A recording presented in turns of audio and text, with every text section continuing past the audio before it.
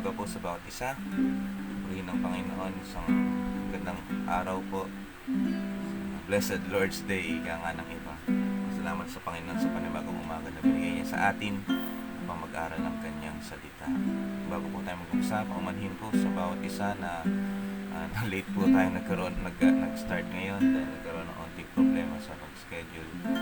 Kaya salamat sa Panginoon kahit ginanang naging pangyayari ay binibigyan pa rin tayo ng pagkakataon ng Panginoon na magpatuloy para sa kanyang gawain. Salamat sa Panginoon, tayo po lahat ay umawit kapag tayo magsimula. A pure heart, that's what I long for.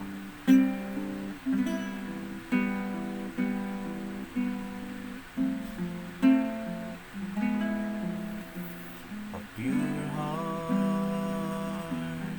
that's what I long for. A heart that follows hard after thee. A pure heart, that's what I long for. A heart that follows hard after thee. A heart that hides your word so that sin will not come in. A heart that's undivided but one you and reign. A heart that beats compassion, that pleases you, my Lord. A sweet aroma of worship that rises to your throne. A pure heart, that's what I long for. A heart that follows hard after thee. A pure heart, that's what I long for. A heart that follows hard after thee. A heart that hides your word so that sin will not come in. A heart that's undivided but one you and reign. A heart that beats compassion, that pleases you, my Lord. A sweet aroma of worship that rises through your throne. A heart that hides your word so that sin will not come in. A heart that's undivided but one you rule and reign. A heart that beats compassion, that pleases you, my Lord. A sweet aroma of worship that rises through your throne. A sweet aroma of worship that rises through your throne. Hallelujah. Yun ang iyong aming nais, Panginoon. Magkaroon ng pusong dalisay. A pure heart. Hallelujah. Hallelujah. Hallelujah. Hindi lang yun, Panginoon, kundi yung makita sa aming pamumuhay yung pagkakaroon ng dalisay na puso. Sa aming pagkilos, Panginoon, pananalita, pag-iisip, pag-uugali. Hallelujah. Makita ng lahat, Panginoon, ang pusong dalisay na binigay niyo sa amin. Hallelujah. Salamat po sa inyo. Tuwarin niyo kami, Panginoon, sa aming mga pagkukulang. Hallelujah. Sa aming mga pagkakasala. Malit man o malaki. At linisin niyo kami, Panginoon, sa mga karamihan. Hallelujah. Sa paglapit namin ngayon, Panginoon, maging kalugod-lugod kami sa inyong harapan. Salamat po sa inyo. Hallelujah. Muli muli, Holy Spirit, samahan niyo po kami sa pag-aaral. Patuloy na kayo ang mapaluguran sa oras. Kakatiwala namin sa inyong lahat sa pangalan ni Jesus. Amen. Hallelujah. Muli ng Panginoon, muli, paumanhin po dahil late tayo nag-start ngayon ating devotion dahil sa iba't ibang mga instances. Pero salamat sa Panginoon dahil tayo ay binibigyan pa rin niya ng pagkakataon na magpatuloy. Punta na po tayo sa ating pag-aaralan. Titus chapter 3. Malapit na tayong matapos.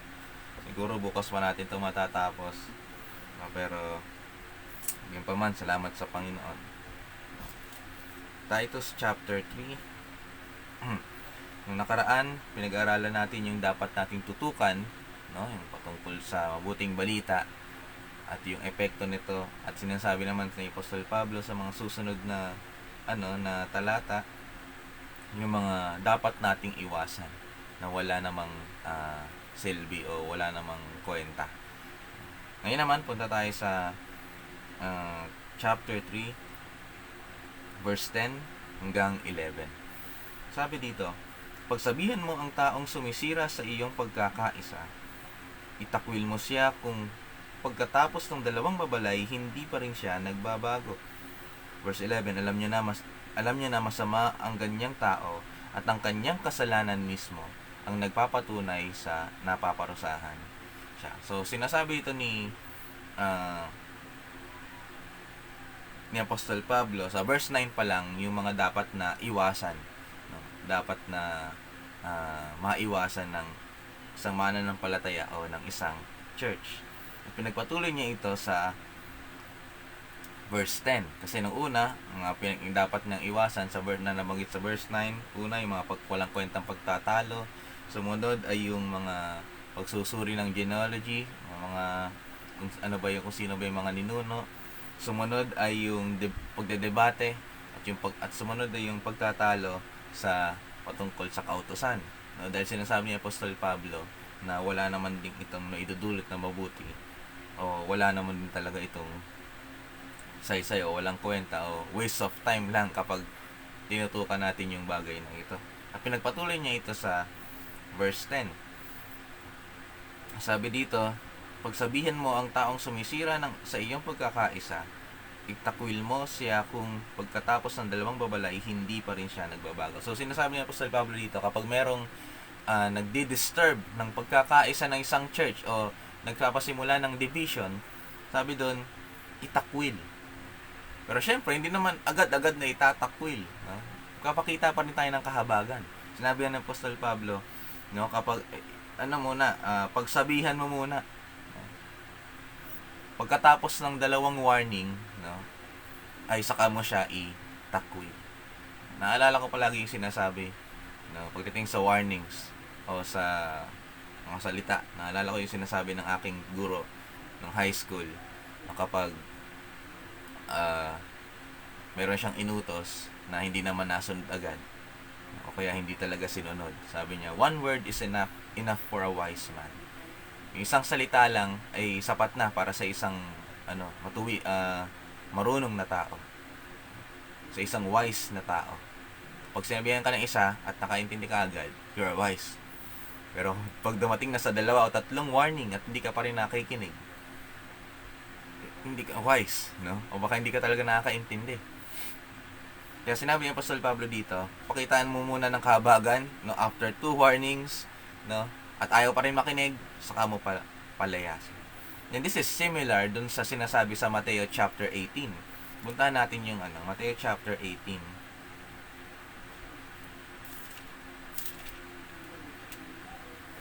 Sa verse 15 hanggang sa mga sumusunod. Mateo chapter 18, verse 15 hanggang sa mga sumusunod. Sabi dito, kung magkasala sa iyo ang iyong kapatid, puntahan mo siya at kausapin ng sarilinan. Pagsabihan mo siya tungkol sa ginagawa niya, kung makinig siya sa iyo, magkakaayos kayong muli at mapapanumbalik mo siya sa Diyos. So, meron isang tinutukoy dito na kapag may nagkasala sa iyo, No?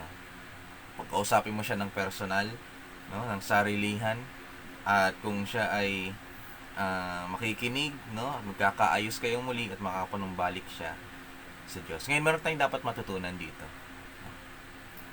Na kapag merong nagkasala, no, hindi natin kailangan i-broadcast. Hindi natin kailangan pagchismisan. Hindi natin kailangan ikalat muna, no? Ay, si brother, ganyan, napansin ko, may mali yung ginawa niya sa akin, ganyan, ganito, sinalta, dinurudor, no? Hindi natin kailangan hindi natin kailangan i-broadcast o pamahagi sa iba yung kasalanan na gawa sa iyo ng iyong kapatid sa Panginoon. Amen po ba? At ang dapat mong gawin na hindi ginagawa ng isang Kristiyano, no ba? Kailangan dumaan mo na yung maraming panahon at maraming pagsasalin ng balita sa iba bago magkaroon ng confrontation. Ayun yung minsan na nangyayari sa church ngayon Isasalin muna o ikakalat muna yung hintay muna na tumagal, kumalat sa buong church, no? Magugulat na lang ang pastor yung pagyayaring iyon ay na ipangalat na sa buong church bago pa magkaroon ng confrontation at pag-usap, which is mali. So kailangan pag merong nakagawa ng mali sa iyo, at alam mo talagang mali siya, kausapin mo na agad. Lapitan, no? Puntahan, kausapin ng sarilinan. Hindi kausapin ng hayagan o with another group. Hindi. Personal mo siyang kakausapin. Pagsasabihan mo siya, syempre, no? At syempre, ng mahinay, ng mahinhin, at puno ng pag-ibig. At kung siya ay makikinig, no? Makipag-ayos ulit kayo at mapapanumbalik pa kayo, mapapanumbalik mo siya sa Diyos. Isa pa nating dapat maintindihan dito, sa tuwing tayo ay magko-correct, we don't correct, no, out of anger. No? Hindi natin sila kino-correct para sa bandang dulo ay pakita natin na mapahiya sila. Mapatunayan natin, ako tama ako, ikaw mali ka. Hindi. We want them to correct para mapanumbalik natin sila sa Panginoon. Yun yung tunay na ugali, no? Kapag tayo ay nagko-correct o nagsasaway, we correct them to be able to bring them back to God. Hindi para sabihin na ako tama, ikaw mali, at duru-duruin mo, i-condemn mo. No. Yun yung nating nais, yung we correct someone. Sinasaway natin ng isang kapatiran para mapanumbalik sila sa Panginoon. Verse 16. Sabi dito, pero kung ayaw niyang makinig sa iyo, magsama ka ng isa o dalawa pang kapatid sa pananampalataya, para ang lahat ng pag-uusapan ninyo ay patotohanan ng 2 o 3 saksi ayon sa kautusan. Ito naman, kung kanina sinabi kong kailangan personalan, ngayon nagdadaan ka ng witness. Kung ayaw talagang makinig, alam niyo sa church, no, dahil ang ating Diyos ay mahabagin, kailangan mapakita rin natin yung kahabagan ng Panginoon sa ating pamumuhay. Yung makita ng tao, no, yung character na mahabagin ng Panginoon. Kung ayaw talaga makinig, o sige, meron pa isang paraan, no? Maghanap ka ng witness, no, nang tutulong, susuporta sa iyo. Kaya sabi dito, pero kung ayaw niyang makinig sa iyo, magsama ka ng isa o dalawa pang kapatid sa pananampalataya, para ang lahat ng pag-uusapan ninyo ay mapatotohanan ng 2 o 3 saksi ayon sa kasulatan. Kung ayaw sa'yo makinig, no, siguro dahil mas bata ka sa kanya, o wala ka namang ganun hindi ganun kataas ang authority mo sa church, o parang member ka lang tapos yun ay pastor, hindi nakinig sa iyo, magsama ka ng witness. At sabi nga dito, magsama ka ng isa o dalawa pang kapatid sa pananampalataya. Magsama ka ng kapatid sa pananampalataya, hindi kapatid na iba. Magsama ka ng kapatid sa kapwa mo Kristiyano. Mas mabuti pa yung mga matured, no? Hindi yung matagal na Kristiyano, yung mga matured Christian na talaga makakaintindi. Kasi nakakalungkot lang minsan, kahit matagal na tayo sa Kristiyano, pero hindi naman tayo ganun totally mature. Ang nais ng Panginoon ay yung pagharap tayo sa mga ganitong mga cases, you must be matured enough para maintindihan yung both sides, at matured enough para mapakita yung pag-ibig ng Panginoon. Amen po ba? Sabi dito, para ang lahat ng pag-uusapan nyo ay mapatotohanan ng 2 o 3 saksi ayon sa kasulatan. So yung tinutukoy dito ay yung sa Deuteronomy chapter 19 verse 15. Hindi na natin titignan, pero yun yung sinasabi. So kailangan, kung ayaw talaga makinig, dala ka ng witness na susuporta sa iyo para mapatotohanan ito, na hindi, para masabi talaga na ikaw nagkamali ka talaga, hindi lang ako nakapansin, meron pang nakapansin. O marami pang ibang mga cases. Verse 17, kahabagan na naman ng Panginoon. Kung ayaw talagang makinig, kung ayaw niya talagang makinig sa kanila, ipagpaalam mo ito sa iglesia. At kung pati ang iglesia ay ayaw niyang, at kung pati sa iglesia ay ayaw niyang makinig, ituring ninyo siya bilang isang taong hindi kumikilala sa Diyos o isang mananingil ng buwis. O ngayon, pastor, ba't ngayon binrought up na sa sa buong iglesia? Ito na yung pinaka-highest level ng kahabagan na binagawa ng Panginoon, na i-brought up talaga sa iglesia. Bakit kailangan i-brought up? Baka kasi mamaya ay maging cause ito ng division o maging cause ng pagkaguluhan sa isang church. Cause ng isang kaguluhan sa church.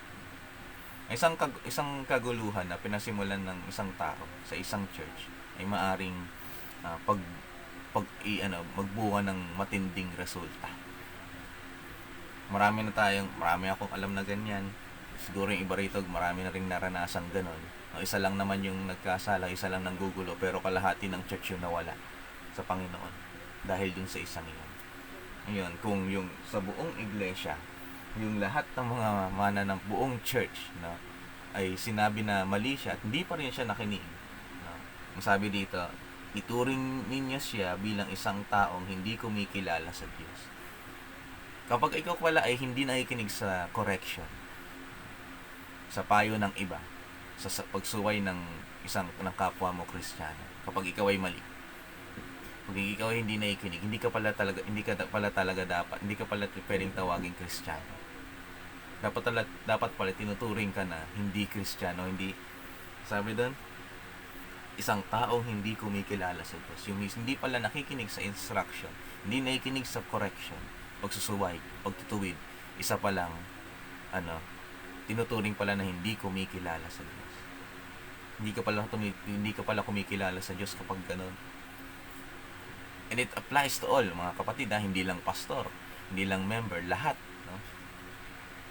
lahat, it applies to all. Kung ikaw ay hindi marunong makinig sa correction, sa instruction at pagsusuway, iba pang mga bagay, hindi ka kumikilala sa Diyos. Hindi ka kumikilala sa Diyos. At sabi pa nga dito, o ituring nyo rin siyang isang maniningil ng buwis. Bakit maniningil ng buwis? Yung mga Hudyo, kapag may generally speaking, sa mga Hudyo, ang kanilang mentality, general mentality, kapag ikaw ay maniningil ng buwis, masamang tao ka. Bakit? Kasi mga panahon na ito, ang mga maniningil ng buwis ay mandaraya, dinadaya nila yung mga kapwa nila, tinataasan yung tax, o minsan ay ninanakaw yung tax na binibigay para sa nilang sarili. Kaya pag sinabing, ikaw, para kang maniningil ng buwis, ng panahon na ito, hindi naman sa panahon ngayon, sinasabi nila na ikaw ay masamang tao. Amen po. So it is similar, na kung sinasabi ni Apostol Pablo, patagal ata ako. Oo nga. It is similar yung sinasabi ni Apostol Pablo sa Titus dito sa Matthew chapter 18 verse 15. Early Christian churches ay nagkakaroon talaga ng problema patungkol sa mga false teachers. At alam natin yan, sa Titus meron din problema dyan sa mga huwad na guro, sa mga false teachers. At kapag ito ay hindi tinutukan, at binabayaan, magkakaroon talaga ng problema sa church. Kaya sinasabi ni Apostol Pablo, iwasan niyo yung mga taong ganun. Magiging kaguluhan ito sa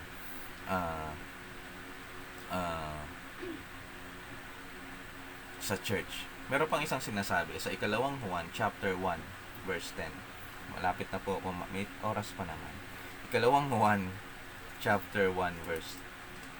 Actually, isang chapter lang naman yun. Ikalawang Juan, 1, verse 10. Second John, verse 10. Sabi dito, kung may dumating man sa iyo na iba ang ipinapangaral tungkol kay Kristo, huwag niya siyang tanggapin sa inyong tahanan, ni huwag niya siyang batiin ng may pagpapala, sapagkat ang sino mang bumabati sa kanya ng ganoon ay nagkibahagi sa masama niyang gawain. So kung meron raw na dumating na nagtuturo ng ibang katuruan patungkol sa Panginoon, iwasan nyo na huwag nyo nang tanggapin. Maraming kumakalat na ganyan. Alam natin kung sino ang mga iyon. Marami pang hindi lang naman patungkol sa maling katuruan patungkol sa Panginoon, kundi mga maling katuruan talaga sa Biblia na pinapakita nila. Nakala nila ay tama, pinapakita nila sa Biblia na tama, pero in reality, kung ikaw hindi maalam sa salita ng Diyos, makikita mo na mali. Maraming kumakalat na ganyan sa simbahan ngayon, sa iba't ibang mga lugar, sa iba't ibang mga churches. Once na nakita mo yun na mali, huwag mo na agad na tanggapin. Kaya nga sa isang church, hindi tayo basta-basta tumatanggap ng mga ng seminars or something, kasi baka mamaya maituro na maling katuruan at madaya na yung buong church. Ngayon, meron talagang chance para hindi ka madaya, pero ang solusyon na iyon para hindi ka madaya sa mga maling katuruan, mga huwad na guro, kailangan maalam ka sa salita ng Diyos. Dahil kung hindi ka maalam sa salita ng Diyos, baka mamaya hindi mo mapansin na pasok ka na pala ng maling katuruan. Tanggap ka na magaling siya magsalita, magaling siyang gumanito, ang ganda ng tinuro niya, yun pala mali yung tinuturo. At di mo na malaya na pinasok na siya sa church. Ito yung nangyari sa sa Jude, sa Judas chapter 1 verse 4. Judas 1:4, sabi dito, sumulat ako sa inyo dahil hindi niyo namalayan na napasok na kayo ng ilang mga taong puminipilit baguhin ang mga aral tungkol sa biyaya ng Diyos upang makagawa ng kasalanan. Si Judas, yung sulat ni Judas sa isang lugar, ay dahil sa kadahilanan na hindi nila napansin na napasok na sila ng maling katuruan, maling turo tungkol sa biyaya ng Panginoon para magkasala. And why is that? Kasi nga kulang nga sa kaalaman sa salita ng Diyos. If you are not fully equipped in the Word of God, madali kang mapapasok ng maling katuruan. Madali kang mapapaniwala sa maling katuruan. Kaya para maiwasan yung bagay na iyon, we need to be fully equipped with the Word of God. So madalas, siguro, ang tinutukoy talaga ni Apostle Pablo, going back sa Titus chapter 3, ang tinutukoy dito ni Apostle Pablo, yung mga huwad na guro, na sumisira ng pagkakaisa ng isang church, nagkakos ng division. Kaya sinasabi niya dito, warningan sila 2 beses, kung ayaw talaga, palisin. Meron pa tayong isang magandang tutukuyin dito sa verse 11. Verse 11 ng Titus chapter 3. So sabi dito, alam niyo na masama ang ganyang tao, at ang kanyang mga kasalanan mismo ang nagpapatunay na paparusahan siya. So, yung mga ganong klaseng tao ay sure na masama. At sinasabi dito na yung kanyang mga kasalanan, kanyang ginagawang kasamaan, yun na mismo yung magpapatunay na paparusahan siya. May pagkakataon kasi minsan sa isang church o isang pastor, kapag siya ay may sinaway na kapatiran o sino man sa church at bibigyan ng onting DA, ng disciplinary action, ay masyado ng malala yung binibigay. Yung pagtutuwid, yung consequences ng kanyang pagtutuwid o yung parusa dahil sa kanyang ginawa ay masyado namang sobra na. Minsan nga, hindi mo na kailangan talaga magparusa, kailangan mo lang sumaway. Ang Panginoon ang magpaparusa. Ang Panginoon ang maghihiganti. Makokondemn na nga siya dahil sa nagawa niyang kasalanan. Hindi mo na kailangan ding dagdagan. Minsan kasi, mas magaling pa tayong humatol kesa sa Panginoon. O minsan, inuunahan natin ang Panginoon na humatol o magparusa kesa sa Kanya. Kapag mayroong problema sa church, mayroong nakitang nagkasala, yung pastor ay agad na sasawayin. Hindi lang yun nagtatapos, paparusahan. At masyado namang sobra yung pagpaparusa na hindi na nakita yung kahabagan ng Panginoon. Hindi ko naman sinasabi na huwag parusahan, no? Pero hayaan natin ang Panginoon na magbigay ng bunga ng kanyang ng consequences. Hayaan natin ang Panginoon ng kumilos, magbibigay ng parusa. Kasi mas maawa pa nga tayo kung naiintindihan natin na pag ang Panginoon ang nagparusa, no? Yari ka talaga. Pag ang Panginoon ang nagtuwid, yari ka talaga. Huwag na nating mga pastor na katulad ko po, huwag nating talunin ng Panginoon sa pagbibigay ng parusa sa ating mga kapatiran na mga nagkasala o nagkamali. Mas pakita pa nga natin yung pag-ibig ng Panginoon sa kanila. Huwag natin, mas mukha pa tayong Diyos no? Kapag ganun yung ginagawa natin, hayaan natin ng Panginoon. Kasi nga, yung ginawa nilang kasalanan mismo yung magsasabi na sila ay parurusahan talaga. Ang tawag doon na self-condemned sila, no? Dahil sa kanilang sariling kasalanan. Nakita natin yan sa Romans chapter 2 pala. Ikalawang Roma tuloy. Romans chapter 2 verse 1. Sabi dito,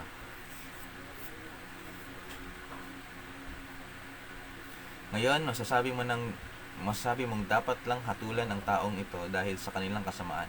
Pero maging ikaw ay nahumahatol ay walang maidahilan sapagkat sa iyong paghatol sa iba ay hinahatulan mo din ang iyong sarili dahil ginagawa mo rin ng bagay na iyon. Minsan humahatol tayo sa isang tao pero hindi natin alam na hinahatulan din natin ang sa ating sarili dahil ginagawa rin natin yung bagay na iyon. Nabanggit rin yan sa gospel masyado nating tinutukutukan, sabi nun masyadong pinupunay yung puhing ng sa mata ng iba pero hindi mo alam malatrosa yung nasa mata mo. Kaya ang mas mabuti na yung paghahatol ay binibigay sa kaparusahan, yung pagpaparusa, no? Paghatol ay nagkakalob sa Panginoon. Pero hindi naman natin sinasabi na i-tolerate natin yung mga nakita nating mali, no? Confront, no? Sawayin, no? I-correct. Pero pakita natin yung kahabagan ng Panginoon, yung pag-ibig ng Panginoon. No? Tayaan natin ang Panginoon nagbigay ng hatol sa Kanya. Amen po. Kaya going back sa Titus chapter, oras na po ba? Titus chapter 3 verse 10 to 11. No, pag merong tao na sumisira o nagkasala sa church, o sumisira ng pagkakaisa ng isang church, o nagtuturo ng mga maling doktrina, give them warning. Pakita yung kahabagan ng Panginoon. Kung hindi nakikinig, itakwil natin sila para mabawasan yung damage na magagawa sa isang church. Pero mga kapatid, inulit ko, when correcting someone, ipakita natin, iparamdam natin yung pag-ibig ng Panginoon. Paramdam natin yung pag-ibig ng Panginoon. Ipanalangin natin sila ay yung consequence na harapin nila ay kayanin nila. Maging matibay sila sa Panginoon. Hallelujah. Amen po ba? Tayong lahat ay manalangin. Hallelujah. Salamat sa inyo. Hallelujah. Panginoon, patawarin niyo kami, Panginoon, kung sa aming pagsusuway ay hindi nakikita o hindi nararamdaman ang inyong pag-ibig at kahabagan.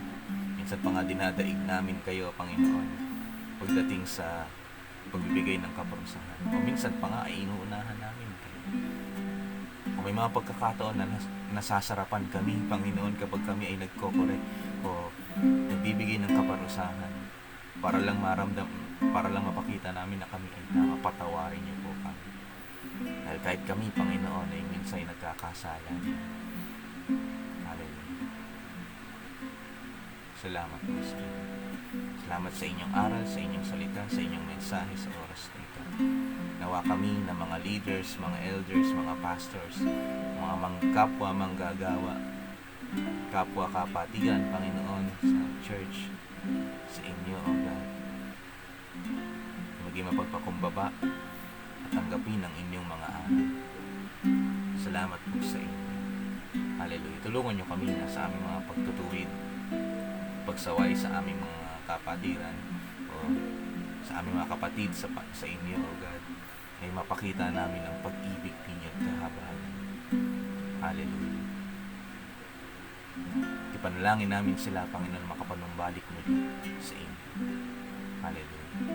Iatas ko po ang bawat isa sa oras na ito na nakikinig sa devotion. Ihanda niyo po sila, Panginoon, sa araw na ito para sa pagpupuri nila mamaya, pagsamba, Panginoon, sa mga gagamitin niyo po, Panginoon, sa bawat churches, Lord. Pagpalain niyo po sila. Anoint them with your fresh anointing. Hallelujah.